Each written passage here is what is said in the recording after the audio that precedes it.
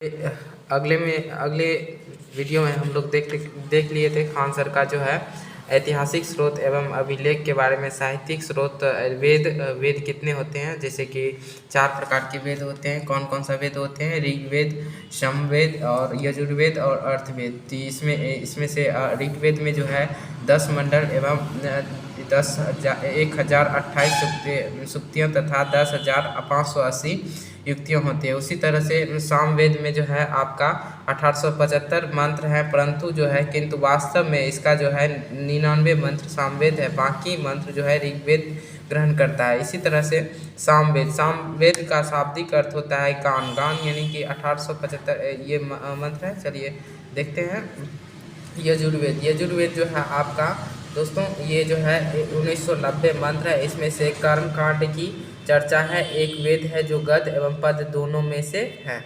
चलिए आगे देखते हैं दोस्तों। उसके बाद देखते हैं अर्थवेद जो है 10,000। इसमें क्या है 10,000 जो है 10,000 देखिए इसमें जो है इसकी सबसे उत्तर वैदिक काल में हुई थी और इसमें 6,000 मंत्र हैं और इसमें से 5,849 मंत्र है, जिसमें से 731 सूचना है। चलिए आगे देखते हैं। इसमें जादू टोना वशीकरण रंग निवेश आदि पर इत्यादि पर चर्चा है। ऋग्वेद, अर्थवेद, उपवेद, शिल्पवेद एवं अर्थवेद ज्ञानी का ब्राह्मण कहा जाता है। चलिए देखते हैं दोस्तों वेदांग कितने होते हैं? तो वेदांग 6 होता है। इसका जो है ट्रिक होता है व्याजो निशा कच्छ। व्याजो यानी व्याकरण, जियो यानी ज्योतिष, निशा यानी निरुक्त और शिक्षा, सी यानी शिक्षा और क यानी कल्प और छ यानी छंद। जैसे कि व्याकरण को जो रचना कौन करते हैं? तो दोस्तों ये जो है आपका बहुत ही इम्पोर्टेंट है। व्याकरण का रचना करने वाले क्या कहलाता है? अष्टाध्यायी कहलाता है। अष्टाध्यायी जो पाणिनि ने किया था, किसने किया था दोस्तों? पाणिनि ने किया था। ज्योतिषी जो है वाहद संहिता जो है वाहड माहिर ने किया था। निरुक्त जो है निरुक्त शास्त्र ने किया था। और शिक्षा जो है शिक्षा शास्त्र ने किया था। कल्प जो है कल्प शास्त्र ने किया था। और छंद जो है छंद शास्त्र ने किया था। निरुक्त जो है रचना का शासक महोदय ने किया था, जिसका अर्थ होता है भाषा या ज्ञान। गौतम ऋषि ने कल्प की रचना की है। और गौतम कहता है वेदांग पढ़ने वाले अध्यापक को उपाध्याय कहते हैं। क्या कहते हैं दोस्तों? उपाध्याय कहते हैं। पुराण देख सकते हैं। इसकी चर्चा जो है महर्षि लोकमह उग्रश्रव ने किया था। इसकी संख्या जो है 18 है। पुराण की कितनी संख्या है दोस्तों? तो 18 है। इसमें से 5 वेद और वेदों का वेद कहलाता है। इसे 5वां वेदों का वेद कहा जाता है। जैसे इसमें 5वां वेदों का वेद कहा जाता है किसको? पुराण को दोस्तों। तो उसी तरह से प्राचीन राजवंशों की जानकारी मिलती है। स्त्रियों और शूद्र को पढ़ने की अनुमति नहीं है, वे इसे सुन सकते थे। और कहता है विष्णु पुराण, मत्स्य पुराण, वायु पुराण और उपनिषद एवं बृहद, ये जो है 5 पुराण होता है। विष्णु पुराण जो है मौर्य वंश की जानकारी मिलती है। विष्णु पुराण में आपका मौर्य वंश से रिलेटेड जानकारी मिलती है तथा विष्णु भगवान के अवतार के बारे में। मत्स्य पुराण जो है सातवाहन वंश की जानकारी मिलती है। इसमें भी विष्णु भगवान के 10 अवतारों की चर्चा है। और वायु पुराण जो है इसमें गुप्त वंश की जानकारी मिलती है। क्या दोस्तों? गुप्त वंश की जानकारी मिलती है। इसमें लिखा है कि समुद्रगुप्त का घोड़ा तीनों समुद्र का पानी पीता था। चलिए आगे देखते हैं दोस्तों। कहता है उपनिषद जो है आपका उपनिषद, इसका अर्थ है कि गुरु के समीप बैठकर ज्ञान प्राप्त करना। यह ब्राह्मण के विरुद्ध राजपूतों की एक प्रक्रिया मानी जाती है। उपनिषद जो है 108 है और किंतु 13 उपनिषद को ही मान्यता प्राप्त है। बृहद नारायण उपनिषद जो है सबसे बड़ा तथा सबसे प्राचीन है। कोठो उपनिषद, इसमें से नचिकेता की चर्चा, उसमें ओम शब्द का महत्व दर्शाया गया है। और ये मुकुंडोपनिषद इसमें सत्यम जयति का चर्चा किया गया है। और जवालोपनिषद इसमें ब्रह्मा विष्णु और महेश अर्थात त्रिमूर्ति की चर्चा की गई। सर्वप्रथम जो है चार आश्रमों के बारे में उल्लेख इसी उपनिषद में किया गया है। चलिए ओलोपनिषद जो है यह सबसे सबसे बाद का उपनिषद है। इसकी रचना जो है अकबर के साथ हुई थी। ओलोपनिषद जो है इसके सबसे बाद की रचना है और इसके समकालीन क्या गया है, तो इसकी अकबर के साथ हुई है। चलिए सामृत साहित्य, इसमें प्राचीन राजवंशों की जानकारी मिलती है और सामृत साहित्य जो है इसमें 46 है और इसमें विष्णु प्लस नारद की स्मृति की गुप्त कला की जानकारी मिलती है। मनु स्मृति जो है ज्ञानलव एवं स्मृति से मौर्य काल की जानकारी मिलती है। कहता है ज्ञानलव एवं स्मृति में जुआ खेलने के उचित बताया गया है और इसमें जो है जुआ खेलने को उचित बताया गया है। मनु स्मृति जो है धर्मशास्त्र कहता है, इसमें से सबसे ऊंची जाति का वीरता दी गई है, यानी सबसे जो जाति का होगा वो वीर होगा और दी गई है। दलित और महिलाओं को नीचे दिखाया गया है। देखिए इसमें विवाह के लिए पुरुष की आयु 25 वर्ष तथा लड़की की आयु 12 वर्ष बताई गई है। चलिए इसमें देखते हैं, इसमें 8 प्रकार के विवाह का चर्चा है। किसमें दोस्तों, तो ये है आपका स्मृत साहित्य में जो है 8 प्रकार की चर्चा किया गया है। उसी तरह से इसमें जो है आयु की सीमा जो है 25 वर्ष लड़की की तथा 12 वर्ष लड़का की। देखिए पुरुष की आयु 25 वर्ष तथा लड़की की आयु 12 वर्ष बताया गया है। इसमें से 8 प्रकार के विवाह की चर्चा है। इसके संस्कार एवं 16 होते हैं। इसमें संस्कार कितने हैं, 16 है, जिसमें से प्रथम जो है गर्भ धारण करना और दूसरा सबसे अंतिम जो है दाह संस्कार के रूप में माना जाता है। चलिए देख सकते हैं ऋण जो है 3 प्रकार के होते हैं। ऋण कितने प्रकार के होते हैं, 3 प्रकार के होते हैं। जैसे कि धार्मिक देव ऋण जो होता है दोस्तों, ये धार्मिक अनुष्ठान कर इससे मुक्ति मिलती है। देव ऋण कहता है ऋषि ऋण जो है इसमें पुत्र को शिक्षित कर इससे मुक्ति मिलती है। इसमें अपने पुत्र को शिक्षित करें और उसे मुक्ति मिलती है ऋषि ऋण में। चलिए पृथक ऋण क्या होता है दोस्तों, तो ये पृथक ऋण जो है संतान की उत्पत्ति तथा इस ऋण से छुटकारा पाया जा सकता है। पृथक ऋण से कहता है पशुपार्थ 4 प्रकार के होते हैं। धर्म सामाजिक और न्याय नियम व्यवस्था 4 प्रकार के होते हैं। कई कौन सा, धर्म अर्थ काम और मोक्ष। धर्म अर्थ काम मोक्ष, यानी धर्म यानी सामाजिक नियमों की व्यवस्था दोस्तों। उसके बाद आपका अर्थ यानी आर्थिक संसाधन, काम यानी शारीरिक सुख भोग और मोक्ष यानी आत्मा का उद्धार। 4 प्रकार के होते हैं पुरुषार्थ। चलिए तो कौन सा, धर्म अर्थ काम मोक्ष। कहता है धर्म जो है सामाजिक नियम की व्यवस्था, अर्थ यानी आर्थिक संसाधन एवं काम यानी शारीरिक सुख भोग एवं मोक्ष यानी आत्मा का उद्धार। आश्रय का संख्या जो है 4 है। आश्रय का संख्या कितना है दोस्तों, 4 है।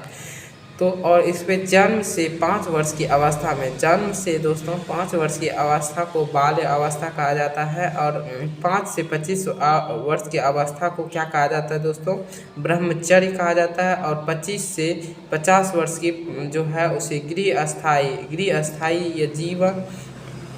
गृहस्थायी जीवन जो कि 25 से 50 वर्ष के यानी कि परिवार के साथ होता है। वनप्रस्थ यानी कि वन में रहते हैं, जो कि कहता है ये जो है 50 से 75 वर्ष सामाजिक तथा धार्मिक जीवन के रूप में कहा जाता है। और सन्यासी में जो है 75 से ऊपर जो है वनों में तपस्या करते हैं। इसी तरह से महाकाव्य की संख्या 2 है। तो दोस्तों महाकाव्य जो है आपका 2 हैं। कौन से महाकाव्य है, तो एक महाभारत है तथा दूसरा रामायण है। रामायण की रचना महर्षि वाल्मीकि ने की थी। प्रारंभ में इसमें 1200 कितने थे दोस्तों, 12,000 श्लोक थे, किंतु वर्तमान में इसमें 24,000 श्लोक है। इसे गुप्त काल में पूरा किया गया था। रामायण जो है दोस्तों इसकी रचना महर्षि वाल्मीकि ने की थी, प्रारंभ में की थी। उसने 1200 श्लोक थे, किंतु वर्तमान में 24,000 श्लोक है, गुप्त काल में पूरा किया गया। अकबर के समय रामायण को फारसी भाषा में अनुवाद बदायूनी ने किया था। किसने किया था? बदायूनी ने किया था। महाभारत विश्व का सबसे बड़ा महाकाव्य है। महाभारत दोस्तों विश्व का सबसे बड़ा महाकाव्य है। रचना देवव्यास ने किया था, देवव्यास ने की है। इसकी प्रारंभिक नाम जयसिंह था। क्या था? जय संहित था। और कहता है इसमें जो है 8,800 श्लोक थे। कहता है 8,800 श्लोक थे, यानी कि वर्तमान में 1,00,000 श्लोक हैं। महाभारत के महाभारत के खंडों को पर्व कहा जाता है, यानी कि भाग को, खंडों को क्या कहा जाता है? तो पर्व कहा जाता है। इसमें से कुल 18 पर्व हैं। इसमें कितने पर्व हैं? 18 पर्व हैं। सबसे महत्वपूर्ण पर्व जो है भीष्म पर्व है। इसमें जिसमें अर्जुन तथा कृष्ण के वार्तालाप की चर्चा है। भीष्म पर्व का भगवत गीता या गीता कहा जाता है। भीष्म पर्व को क्या कहा जाता है दोस्तों? तो भगवत गीता या गीता कहा जाता है। अकबर के समय महाभारत को फारसी भाषा राज्यनामा के नाम से अनुवादित किया था। राज्यनामा ने जो है के नाम से फारसी भाषा में अनुवादित किया था। चलिए इसमें देखते हैं दोस्तों वैदिक काल। वैदिक काल जो है आपका 1500 BC से 600 BC तक चलता है। वैदिक काल इसमें जो है वैदिक काल से लेकर राजपूत काल तक अध्ययन किया जाता है। तो वैदिक काल जो है आपका 1500 से 600 BC तक ऋग्वेद, इसमें सबसे पहले ऋग्वेद आएगा और उत्तर वैदिक काल। तो ऋग्वेद यानी वैदिक समाज की निर्माता आर्यों थे, यानी कि वैदिक समाज की निर्माता कौन थे दोस्तों? तो आर्य थे। आर्य कहता है आर्य मध्य एशिया, यानी मध्य आर्य जो है मध्य एशिया मैक्स म्यूलर आए थे। सबसे पहले जो है आर्य से भारत आए थे और कहता है उसका नाम मैक्स म्यूलर थे। और कहते हैं भारत में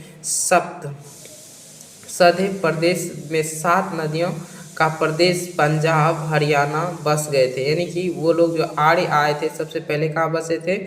7 नदियों का प्रदेश यानी पंजाब हरियाणा में बस गए थे। उसी तरह से आर्यों की भाषा क्या थी दोस्तों? तो संस्कृत थी। आर्यों की भाषा क्या थी? संस्कृत थी। और कहा जाता है कि जिसे संस्कृत थी जो देवताओं की भाषा थी। संस्कृत जो है देवताओं की भाषा थी, जिस कारण से आर्य अपने आप को सर्वश्रेष्ठ बताते थे। आर्य स्वयं को श्रेष्ठ कहते थे। जिन्हें संस्कृत नहीं आती थी, अर्थात भारत के मूल निवासियों को संस्कृत नहीं आने के अन्यार या निम्न कहा जाता था। दक्षिण भारत में आर्यकरण अगस्त ऋषि ने किया था, यानी कि दक्षिण भारत का आर्यकरण अगस्त ऋषि ने किया था। उत्तर भारत का आर्यकरण राजविदेही पुरोहित पंडित गौतम राहुकर ने किया था। उत्तर भारत का आर्यकरण जो है आर्यकरण किसने किया था? राजविदेही के पुरोहित जो था पंडित गौतम राहुकर ने किया था। किंतु ये गंगा नदी के पार करके पटना नहीं पहुंच पाए, यानी कि ये जो है गंगा नदी पार करके पटना नहीं पहुंच पाया। जिस कारण से अर्थवेद में पाटलिपुत्र को अछूतों का भूमि कहा जाता है। मतलब अर्थवेद में पाटलिपुत्र को क्या कहा जाता है दोस्तों? अछूतों का भूमि कहा जाता है। यहाँ गंगा जल पवित्र नहीं माना गया है। यहाँ के गंगा जल पवित्र नहीं माना गया है। चलिए देखते हैं दोस्तों आगे। कहता है इस समय जो है आपका इस समय सबसे प्रिय पशु गाय थी, और जो स्मृति एवं संकेत थी। क्या थी? स्मृति एवं संकेत थी। गाय की हत्या करने पर मृत्युदंड दिया जाता था। राजा का मुख्य कार्य गायों के लिए युद्ध करना और गोविष्ठित था। कहता इसमें अर्थव्यवस्था का मुख्य आधार कृषि था और वैदिक सामाजिक और ग्रामीण सभ्यता थे। ऋग्वेद के 7वें मंडल दशराज युद्ध की चर्चा है, जो आर्य तथा अन्यार्य के बीच हुआ था। इसमें से आर्य विजय हुए और इसे काबिलों तो भारत था। इसी कारण समय जाति का निर्धारण कर्म के आधार पर होता है, किंतु उत्तर वैदिक काल में निर्धारित वंश के आधार पर होने लगा। उत्तर वैदिक काल में ही लोहे की खोज हुई। उत्तर वैदिक काल में ही दोस्तों क्या खोज हुई? लोहे की खोज हुई, जिसे गॉड गॉड के नाम से जाना जाता है, जैसे कि पूजा हो गया, सोना हो गया, व्यापार हो गया, दूसरे के यहाँ नौकरी करना। पूजा जो कराते थे उसे कहा जाता था ब्राह्मण, यानी कि सबसे ऊपर वो रखा गया है। उसके बाद सेना यानी क्षेत्रीय, और उससे नीचे रखा गया है व्यापार यानी वैश्य, दूसरे के यहाँ जो नौकर करता था उसे शूद्र कहा जाता था। वैदिक काल की नदियाँ जो थी दोस्तों, प्रमुख नदियाँ जैसे कि सिंध, यानी कि सिंध का प्राचीन नाम क्या था, सिंधु, और धीरे धीरे उसको सिंध बोला गया। उसके बाद आप अभी प्राचीन जो नाम है कुंभ था, अभी आधुनिक नाम जो है काबुल है।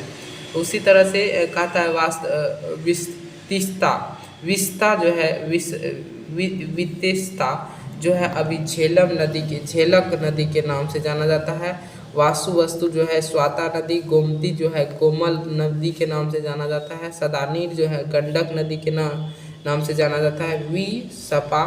विपाशा जो है व्यास नदी, और कुरुम यानी कुरमा नदी के नाम से जाना जाता है। कुंभ यानी काबुल, द्व्योदती यानी घाघर एवं पुरुष पानी यानी रावी, सुतदी एवं सतलज, अस्की यानी चिनाब, और सुमेशन यानी सोहन एवं विशाखा यानी विपाशा यानी व्यास नदी के नाम से जाना जाता है। दोस्तों वैदिक साहित्य की जो है चर्चा, वैदिक साहित्य की जो है चर्चा सिंधु नदी का है, क्योंकि यह सबसे महत्वपूर्ण नदी थी। वैदिक काल के देवता इंद्र सबसे महत्वपूर्ण थी। इसकी चर्चा 250 बार हुई थी। इन्हें युद्धों तथा वर्षा का देवता कहा जाता है। इन्हें पुरंदर कहते थे। इन्हें क्या कहते थे, पुरंदर भी कहते थे। कहता अग्नि की चर्चा जो है 200 बार की गई है। अग्नि की चर्चा 200 बार की गई है दोस्तों। अग्नि की चर्चा 200 बार की गई थी। अरुण यानी वायु, अरुण किसे कहा गया, वरुण किसे कहा गया दोस्तों, वायु का देवता। यानी सोम जो है जंगलों का देवता, और मारुति तूफान का देवता। रौद्र यानी सबसे क्रोध वाला देवता, यानी पशुओं का देवता कहलाता है। विष्णु संरक्षण एवं पालनकर्ता कहलाता है, और पुष्ण जो है पशुओं का देवता होता है। और कोविष्ट का अर्थ होता है गायों के लिए क्या गया युद्ध। सीता का अर्थ होता है हाल से जोती हुई जमीन पर पड़ा निशान, यानी सीता का अर्थ है हल से। देखिए कोविष्ट का अर्थ होता है गाय के लिए क्या गया युद्ध, और सीता का अर्थ है हल से जोती हुई जमीन पर पड़ा निशान क्या कहलाता है, सीता कहलाता है। चलिए आगे देखते दोस्तों। चलिए देखते हैं वैदिक काल की सामाजिक व्यवस्था, यानी कि इस समय सबसे बड़ा पद जो है राजा का होता था। इसमें जनता जो है चुनावी राजा के निर्णय को लेते थे, और पहले विभिन्न समितियों में बैठक की चर्चा करते थे। कहता है वैदिक काल तीन प्रमुख संगठन थे। जैसे पहला संगठन था कि यह सभा यानी निम्न यानी साधारण लोगों का संगठन, इसकी चर्चा 8 बार है। और समिति यानी कहता है उच्च वर्ग के लोगों का संगठन, तथा उसकी चर्चा 9 बार हुई है। विदत यानी सबसे महत्वपूर्ण संगठन, इसकी चर्चा जो है 122 बार की गई है। सभा के विदत भाग नहीं लेने की अनुमति महिलाओं की थी। चलिए देखते हैं सभा विदत में भाग लेने की अनुमति महिलाओं को भी थी। कहता वैदिक काल की सबसे छोटी इकाई गांव थी। कहता वैदिक काल की सबसे छोटी इकाई क्या थी दोस्तों, तो गांव थी, जिसके मालिक को ग्रामीण कहते थे। जिसके मालिक को क्या कहते थे, ग्रामीण कहते थे। सबसे बड़ी इकाई जन होती थी, जिसके मालिक को राजन कहते थे। और उत्तर वैदिक काल में लोहे की खोज हो जाने के कारण कृषि तथा अर्थव्यवस्था में तेजी से परिवर्तन होने लगा और समाज धीरे धीरे ग्रामीण सभ्यता में नागरिक सभ्यता की ओर अग्रसर होने लगा तथा जन का आकार बढ़कर जनपद हो गया और यह जनपद आगे चलकर महाजनपद के रूप ले लिया। कहता है महाजनपद यदि काल सिंधु सभ्यता के बाद दूसरी नागरिक सभ्यता थी। भारत में कुल 16 महाजनपद हुई। इसकी चर्चा बौद्ध ग्रंथ में अंगुत्तर निकाय में है। कहता है 16 महाजनपद में सबसे समृद्ध एवं सबसे शक्तिशाली महाजनपद मगध था, जो आगे चलकर इन जनपदों का अधिकार कर लिया गया। कहता है वैदिक काल यानी टैक्स यानी बलि कहते हैं, अर्थात जबकि देवताओं के पशु को खुश करने के लिए पशु को बलि दी जाती थी। कहता है इस समय घोड़ा मानका मृददंड भांड एवं 4 प्रकार के होते थे, धूसर बांड, काला मृदबांड एवं लाल मृदबांड एवं मिश्रित मृदबांड। कहता है सर्वाधिक प्रचलित जो है धूसर मृददांड था। धूसर मृददांड का था जिस पर चित्र बने होते थे और जिसके कारण यह चरित्र धूसर मृदभांड भी कहते थे। कहता है मिश्रित मृदभांड लाल एवं काला दोनों का मिश्रण होता था। कहता है इस समय 3 प्रकार के यज्ञ का प्रचलन था। अश्वमेध यज्ञ, इसमें घोड़े को यज्ञ करके छोड़ दिया जाता था तथा जहाँ तक घोड़ा जाता था वहाँ तक का क्षेत्र राजा ले लेता था। घोड़े को रोकने वाला व्यक्ति को युद्ध करना पड़ता था। घोड़े से मतलब जो लड़ता या रोकता था उसे युद्ध करना पड़ता था वहाँ के राजा से। कहता है वाजपेयी यज्ञ यानी कि यह राजा की शक्ति का प्रदर्शन के लिए होता था। इसमें रथों का रेस लगाया जाता था, वाजपेयी यज्ञ कहलाता था। राजसूय यज्ञ राजा अभिषेक के समय इस यज्ञ किया जाता था। उत्तर वैदिक काल में जो है जबकि रंजखेरी लोहे की खोज हुई, जो उत्तर वैदिक काल का अर्थव्यवस्था एवं पशुपालन की स्थान से कृषि पर आधारित हो गई। चलिए देखते दोस्तों वैदिक काल में 6 दर्शन दिए गए हैं, जैसे सांख्यिक दर्शन यानी कि कपिल कहा जाता है, व्यास दर्शन यानी गौतम कहा जाता है, योग दर्शन यानी पतंजलि और द्वैसिक दर्शन यानी कनाद और उत्तर मीमांसा यानी वदारायण एवं पूर्वी मीमांसा यानी जैमिनी कहा जाता है। दोस्तों गौतम बुद्ध के अधिकतर उपदेश एवं संख्या दर्शन के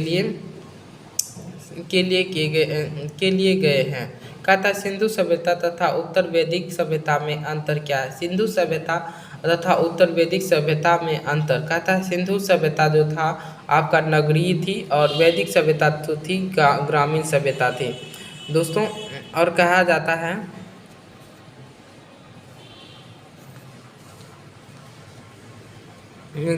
है ग्रामीण थी, नगरीय थी और कहता है मृत संतात्मक थी, मृता यानी कि मातृ संतात्मक थी और यह वैदिक सभ्यता जो था पितृ संतात्मक था। और कहता है हड़प्पा सभ्यता जो था प्रमुख पशु बैल था, इसका प्रमुख पशु गाय थी। कहता है हड़प्पा सभ्यता नियोजन था और वैदिक सभ्यता सामाजिक नियोजन था। हड़प्पा सभ्यता युद्ध से परिचित नहीं थे और वैदिक सभ्यता युद्ध से परिचित, यानी यहाँ गाय के लिए युद्ध होता था।